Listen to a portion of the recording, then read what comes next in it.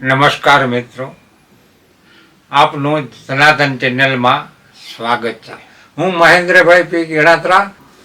કાકા, આપણે અત્યારે ચૈત્ર મહિનામાં પિતૃઓની તૃપ્તિ માટે જે અત્યારે કાર્ય થઈ રહ્યા છે, જેમ કે કથાઓ છે, તમે હમણાં એક કથાનું શૂટિંગ કરીને આવ્યા, તો તમને શું લાગી રહ્યું છે કે આપણે ભારત દેશની શાંતિ માટે વધારે શું જરૂરી છે?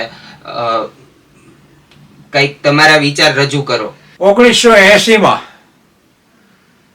હું શાંતિ કુંજ હરિદ્વાર શ્રી રામ શર્મા આચાર્યજી પાસે સંસ્કૃતિ આપણી વિશે જાણવા અને અનુષ્ઠાન કરવા નવરાત્રિમાં ગયેલો. ત્યારે શ્રી રામ શર્મા આચાર્યજીએ કીધેલું કે ગાયત્રી પરિવાર મતદાન વધે એ માટે કંઈક કાર્ય કરે. અને 1983 સુધીમાં અમે વિસાદર તાલુકાનો, મારું વતન વિસાદર છે, એટલે વિસાદર તાલુકામાં 84 ગામડામાં સ્લાઇડ પ્રોજેક્ટ, અહીંયા મીડિયાનો આ યુગ નહોતો, વોટ્સએપ કે એવું કાંઈ નહોતું, તો અમે રાત્રે સ્લાઇડ પ્રોજેક્ટ દ્વારા મતદાન વધે માટેની પ્રવૃત્તિ કરતા.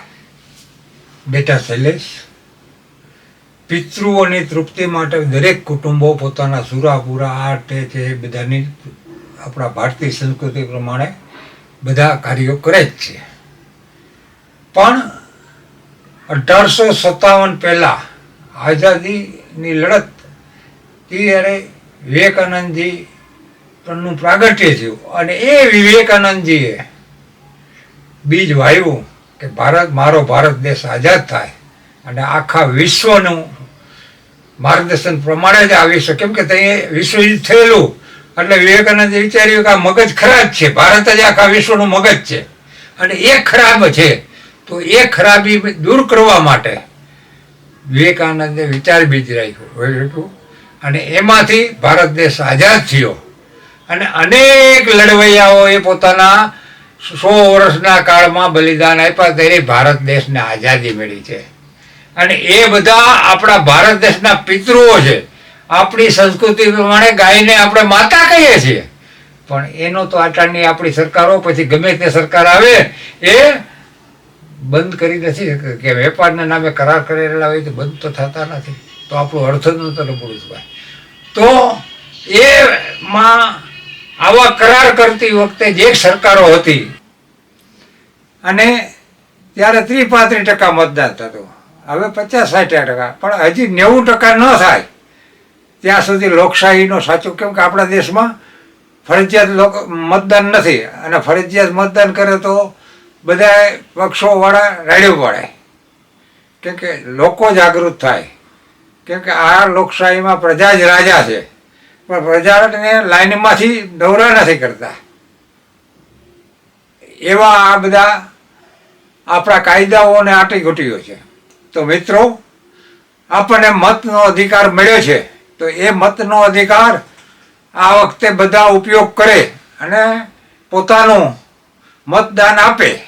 કારણ કે ભારત દેશની આઝાદીની લડતમાં જેટલા લોકોએ બલિદાન આપ્યા છે, નામી અનામી આપણા પિતૃઓ ગણાય, અને એ પિતૃઓની તૃપ્તિ માટે મતદાન કરવું આવશ્યક છે. મહેરબાની કરી મતદાન કર્યા વગર કોઈ રહે નહીં, એવી મારી અપીલ છે. અને આ વિડીયો જોનારા આને વધુમાં વધુ શેર કરે, જેથી મતદાન વધુમાં વધુ થાય એવી આપ સર્વ પાસે અપેક્ષા રાખું છું. અને એ જ પિતૃઓનું તર્પણ કહેવાય.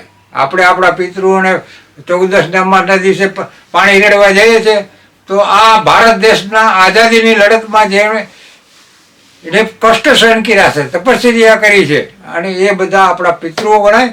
અને એની તૃપ્તિ માટે મતદાન કરવું જરૂરી છે. તો હવે આપણો મતદાનનો અધિકાર મળ્યો છે, એનો ઉપયોગ ઓછો કરે છે. પહેલાં આપણી પાસે દસ્તાવેજો નહોતા, હવે દસ્તાવેજને આપણે બધે પ્રજાને રાજા કહેવામાં આવે છે. રજવાડા વયા ગયા, પ્રજાને જ રાજા કહેવામાં આવે. તો એ પ્રજા મતદાનનો અધિકારનો ઉપયોગ નથી કરતી. એટલે આ ભારત દેશમાં દરેક મતદાનનો ઉપયોગ કરે, અને એ માટે ગુજરાતના સદભાગ્ય છે, ચૈત્ર મહિનો છે અને મતદાનની તારીખ 7/5/2024 છે. એટલે કે ચૈત્ર વદ 14 અને 14 ને અમાસને દિવસે આપણે પિતૃનું તર્પણ કરવું જોઈએ.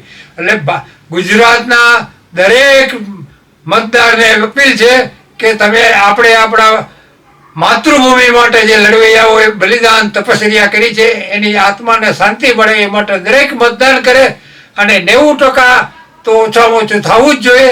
અને એ માટે આપણે આપણા આવતા 5 વર્ષ માટેના પ્રયોગો કરીએ. અને આ વિચાર તમે જો તમને યોગ્ય લાગ્યો હોય તો શેર કરો અને દરેક આ વિચારોથી પરિચિત થાય અને વધુમાં વધુ મતદાન થાય. ચૂંટણી પંચમાં પણ તકલીફ પડે છે, ઘણી તકલીફો છે અને માણસનો મતદાન નથી કરવાની ઈચ્છા છે, નથી કરી શકતા. તો એ બાબતનું એક મંથન થાય એ જરૂરી છે. તો યાદ રાખો ગુજરાતવાસીઓ તથા બીજા ટર્મમાં જે કોઈ છે એ લોકો 7/5/2024 મતદાન કરે અને આંગળી ઉપર ટપકું શાહીનું ટપકું હોય એ જ હવે પછીની સરકારનો વિરોધ કરવાનો અધિકાર છે.